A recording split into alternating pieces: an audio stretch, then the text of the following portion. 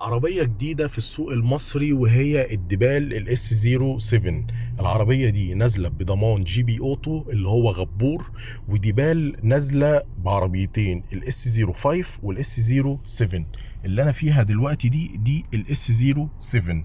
العربية دي بتمشيك في الشحنة الواحدة 560 كيلو متر. قوة الموتور 160 كيلو وات، بيولدوا 218 هورس باور. طيب لو انت عندك مشكلة في الكهرباء او ما عندكش نقاط شحن ممكن تقدر توفر نقطة شحن في البيت، او ما عندكش نقطة شحن مثلا في بنزينة او حاجة بعيدة عليك، فالاس 07 نزلوا فئة تانية وهي فئة الريف دي يعني بنزين وكهرباء. طيب الفئة دي بتمشيك كام في البنزين والكهرباء؟ 992 كيلو متر.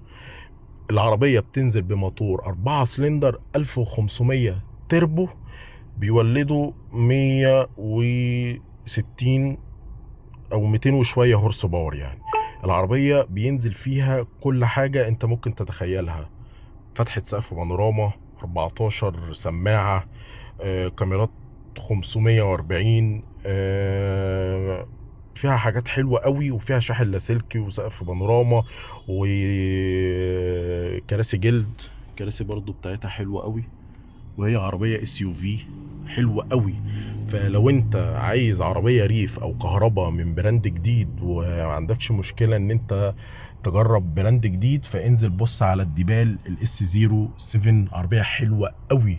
خلينا بقى نكتشفها كده واقول لكم ايه اللي فيها وايه اللي ما فيهاش، ويلا بينا. اوعى الديبال الاس 07، واوعى دي مش معناه انك ما تشتريش العربيه. اوعى دي يعني لو انت فعلا بتفكر في عربيه بنزين او كهرباء من براند جديد لسه نازل جديد في السوق، بس هو مكسر الدنيا في الصين، وطبعا بضمان غبور، شركه بقالها كتير قوي في السوق. اكتب لي بقى في الكومنتات وقول لي ايه رايك. شايفين حته الخشب دي اصليه مش صيني. بص برضو هنا شكلها حلوة قوي. اوعى الدبال للاس 07 في برنامج الطارة مع معتز هشام، وطلع فيها هنا هيد اب ديسبلاي. لايك وفولو وشير بقى، عشان اللي جاي فيه حاجات حلوة كتير قوي.